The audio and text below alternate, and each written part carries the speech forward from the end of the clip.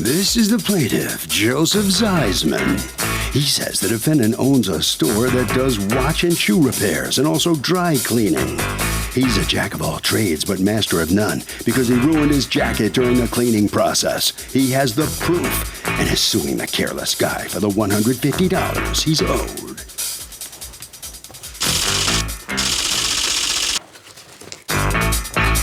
This is the defendant, Edward Shalimar.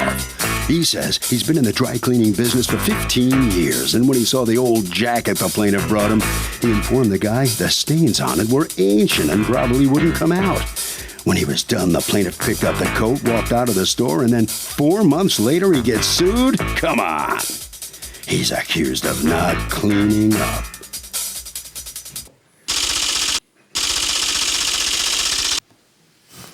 All parties, please raise your right hands. Be seated. Come to order, please. Litigants have been sworn, Your Honor. Thank you, Douglas. Joseph Zeisman? Yes. You are suing Sharon and S. Incorporated, doing business as Azuro. That's the name of your cleaners, represented by Edward Shamala? That's me. All right. For $150, the estimated value of a jacket that, according to you, they ruined. What happened? It's the estimated replacement cost, Your Honor. Okay. This has to do with a jacket that I brought to this establishment for dry cleaning. I want to show you the jacket. Before I do, I want to submit several things, evidence. One is the procedural thing, the certificate of assumed name, the civil court suit, the receipt, and the ticket I received. Just give me the ticket you received. The other side. Okay. I'd like to show you the damage that took place to the jacket, if I can bring it up and show Yes, it. please. Come on up here. Okay, so this is the jacket? This is the jacket. Okay. Hold on one second. Let me first look at the jacket. All right. And how old is this jacket? It's old. How old? It might be 20 years 20 years old. Wow. Well, you got some good use out of the jacket. I'm old. I'm old too. Nobody's throwing me out. I think. You're not as old as I am. All right. So go ahead. There are other places where it's torn on the sides, torn, frayed along the bottom. All that happened in the dry cleaning process? All of this happened before I brought it in. Before you brought it in? Yeah. No, when I brought it. Okay, you just said before. When did this stuff happen? It happened in the course of dry cleaning. Okay, so you're showing me a tear here that was not there. Correct. You're showing me a tear here that was not there. None of the tears. None of the tears were there. Correct. Okay. It's basically unusable. At the same time, I didn't bring it in to get anything repaired. I brought it in to clean the dirt. Came back, the dirt is still there. Well, that, they may not be able to fix, but certainly they shouldn't kill it in the process. Yeah, well. Okay. All right. So go ahead and go back. Okay. Leave me the jacket. Leave it there? Yeah. You? Okay. Yeah. What happened? So when I came back. So go ahead. I came back a few days later to pick it up, and it was in some plastic paper case. I took it out and took a look at it. Did he tell you anything about it? He didn't say anything about it. Okay, was he there? So yes, he was. This gentleman. Do you send your stuff out? Yes. Okay. Yeah, I didn't know that. Okay. So the first thing I saw was the damage, and I asked him about it, and he didn't disavow responsibility for it. He said that this took place in the cleaning, but he wasn't responsible because the jacket was old. Okay. And he said they only clean new stuff. I didn't ask him for a definition of new, but I'm 80 years old. A lot of this jacket I'm wearing is older than that jacket. My father died in 1992. We were the same size. I still wear some of his clothes, right? So what's the problem with being old? I couldn't believe that answer. Suppose, for example, as an analogy, you got some painting done in your house, and then a little bit later it started to peel, and you went back to the painters and asked them how come this is happening. They might say, well, you have an old house. not our responsibility. Or if you took your car in for repair. I think I've got it. I've got your metaphors. All right. What happened? No, hold on. Okay. Let's hear from you a little bit now. What happened? How did this happen? It's just, the jacket has a lot of ripping and tearing. That's like the gentleman told everything's right. The thing is, when he came to brought this jacket, I can't hear. Can you talk louder? Yeah. Can you speak up? Oh, okay. That day when he brought the jacket, it was the stain in the front. Right. And he asked me to remove that. And I said, to remove that stain, the jacket became damaged because you never know how it's come out. Wait, so you're saying that when he dropped it off with you, you said to remove that stain, the jacket may be damaged? Yes. Okay, watch this. Did he tell you that? That's a lie. Okay, so did you write it on the receipt like a lot of dry cleaners will do? Hey, I'm looking at this. How old is this? This may not, did you do anything like that? It says on the bag. What does the back of your receipt say? I'm not responsible for anything ever? Let me give you that. No. One more thing. Yep. And that's on top inside the store, the sign. I just took the picture. Just touch the screen because it's going to disappear. I can't read this. I can't read this with my... Okay, Put your that's on the hand down. phone. Other people are talking now. Sorry. Welcome back to the People's Court. Harvey Levin here. Does the defendant get off the hook with this receipt on the back? I definitely don't think so. Why? It's common sense. It's so small. And it's on the back of the receipt, but it's still part of the receipt. I would say no, but it is part of the receipt. But the guy ruined it, so I would say no. Well, but it does say on the back of a receipt that the customer gets, not responsible. I don't think so. I think even when you take your stuff to a facility, they still have a certain amount of liability to your item. Even if it says, what if there's a big sign that says not responsible? I still don't think so. Interesting. Going inside the courtroom. Even with the magnifying glass, I can't read this. Okay, so that's the picture with the big sign and I know, inside but the why don't you store. print this in a size that people can read? Because then they might not use you. Here's a sign. We are not responsible for buckles, buttons, zippers, ornaments, belts, 100% silk items, elastics, shoulder pads, zippers, discoloration, shrinkage for merchandise left over 30 days. Okay, I assume that means or for merchandise left over 30 days. But either way. All right, so you ruined the guy's jacket. Why didn't you just offer him something so you wouldn't have to be here today? I mean, your time is obviously worth something. How did this work out? That day I said, if you don't like it, so I'm not going to charge for it. Because Oh, I that's saw really that big of he you. wasn't happy. I meant offer him something for the jacket. I didn't mean offer to not charge him for ruining the jacket. We didn't discuss about that, about the offering.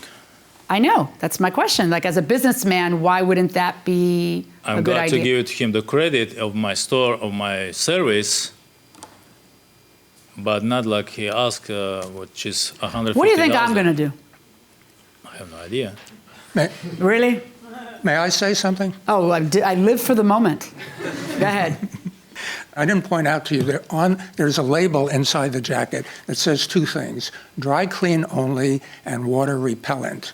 Well, it occurred to me, maybe this wasn't dry cleaned. Maybe it was washed, and that's why. Did you guys wash it instead of dry cleaning it? No.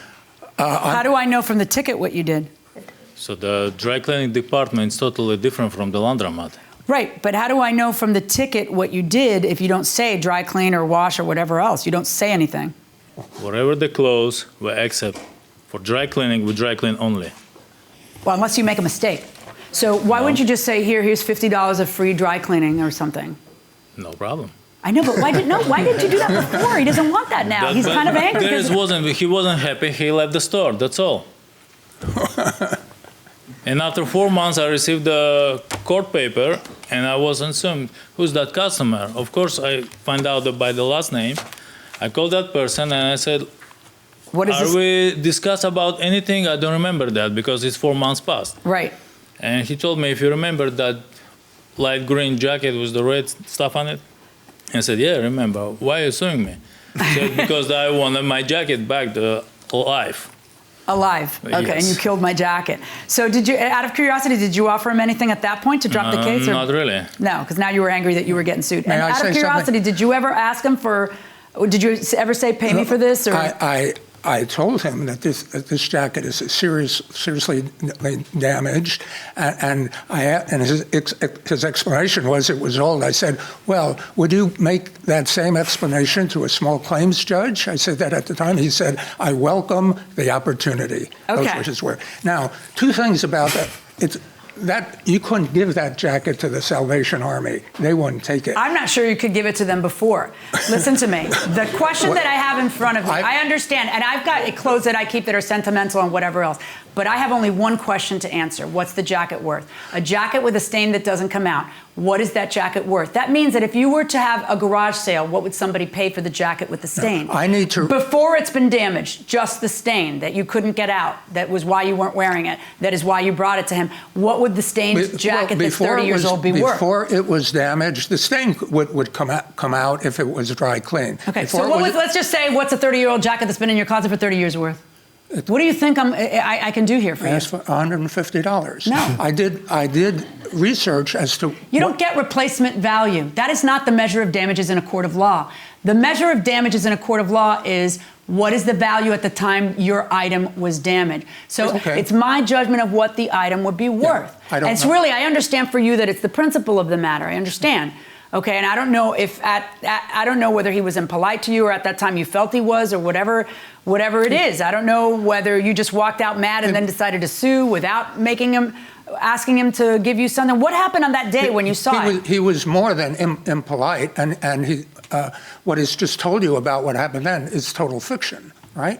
He said very clearly, this is damaged because it was old, period. And he didn't offer you anything? He offered zero. Okay. And I'd like to say one more thing. One last thing. One last thing about it. Outside of the store, there are two signs about what he does there. And they include, right, leather and suede jackets, laundry shirts, wash folds, shoe repair, shine, dye, change zippers, fixed pocketbook, luggage belts, leather jackets, sharpening knives, scissors, and any kind of jobs. So you would call that maybe a jack of all trades, master of none. And the jackets is spelled Jackeets. So, boy, you want to fix that. Okay, we're done. We're done. Ding, ding, ding, ding, ding, ding, ding. We're done. Stop talking. Stop talking. Okay, so here's the deal. What I have to decide now is what I believe that this is worth, which means what would a 30-year-old jacket take on the open market if it had that stain? And I'm going to give you that maybe the stain was removable. And I find that to be no more, in fact, actually a very generous $35. Now, if I order him to pay you $35, he just bought your jacket, so the jacket goes to him. Or do you want to keep your jacket?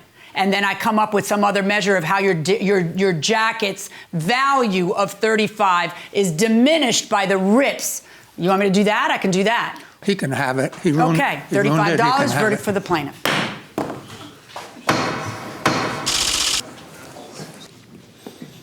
Well, here's the defendant with the plaintiff's former jacket, which you have now paid $35 to own. What's your point of view here from the cleaner side? The point is the old clothes never became new. So that's what he offered, $150 from the beginning. Mm-hmm. That's what is the new cost, $150. Would you have been willing to give him $35 to settle this without even coming here? Yeah, glad to pay $35 for it. How come you had to get all the way here? You couldn't find a way to settle this with the guy? He never asked me anything. He never asked you. All right. Head right around the corner there. Let's see what he has to say. All right, so come on out here, and what's your feeling on the outcome here?